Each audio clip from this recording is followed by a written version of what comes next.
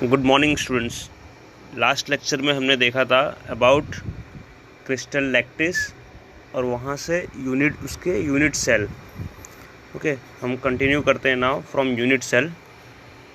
सो आप फिगर 1.7 में देख सकते हो अ यूनिट सेल जिसे हम रिपीट करेंगे to form a crystal lattice repeating in 3 dimension.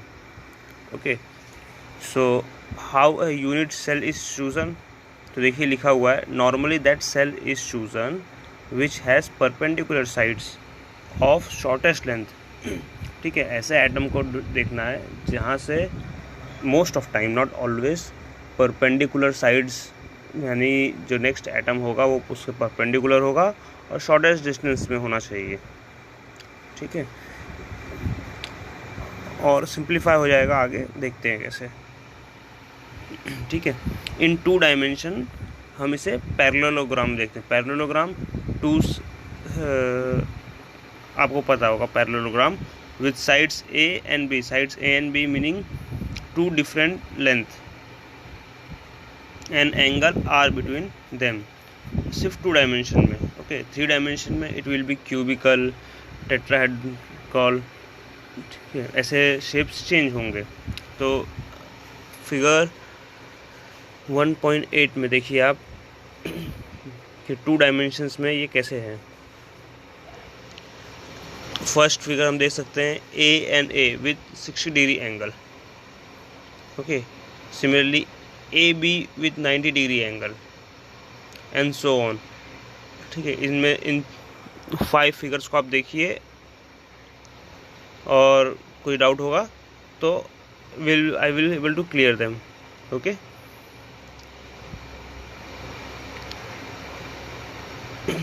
After 2 dimension 3 dimension में ये कैसे होते हैं।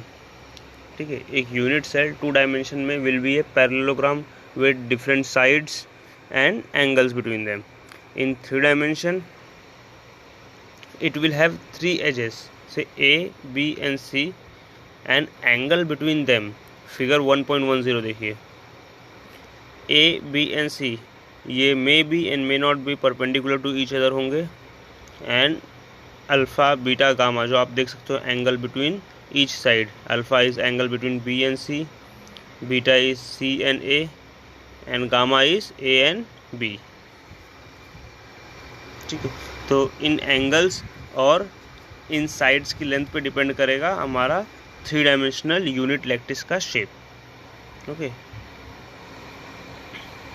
Now unit cell based on this 3 sides and angles between them are divided into 2 categories, primitive unit cell and centre unit cell.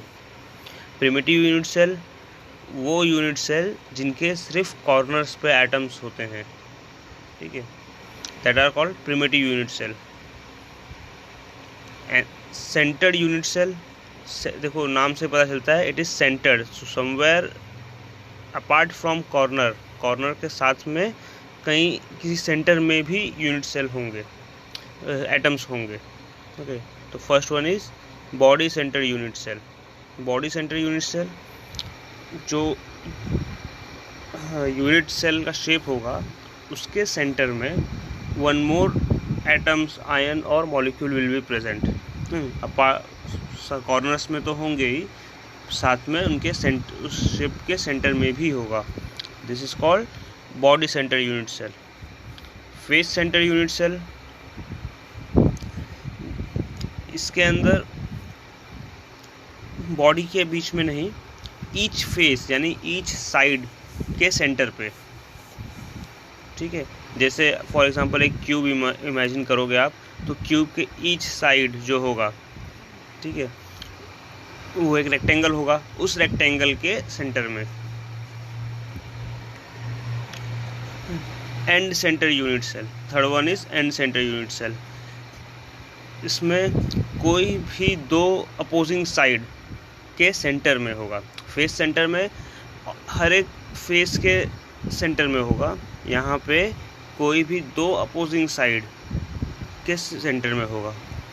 Okay, so this are, one is primitive unit cell and 3 types of centre unit cell. Okay, next page पे अगर आप देखोगे तो there are 7 crystal system. ठीक है, ये कहना है इनका कि जितने वेरिएशन पॉसिबल वेरिएशन हो सकते हैं इन साइड्स एंड एंगल्स को टोटल मिला के these 7 possible shapes are there in 3 dimension, जो कोई एक क्रिस्टल ले सकता है। ठीक है, दिस का 7 क्रिस्टल सिस्टम। एक लुक देखना, बहुत डिटेल में जाने की ज़रूरत नहीं है, इसके आगे हम नेक्स्ट लेक्चर में कंटिन्यू करेंगे। ओके, अबाउट इन 7 की प्रॉपर्टीज़ एंड इनके एंगल्स के बारे में। So cubic, tetragonal, orthorhombic, hexagonal, rhombohedral, monoclinical and triclinical, ये 7 क्रिस्टल सिस्टम है। आप ध्यान में एक बार देखिए और इसे ध्यान में रखिए। ओके।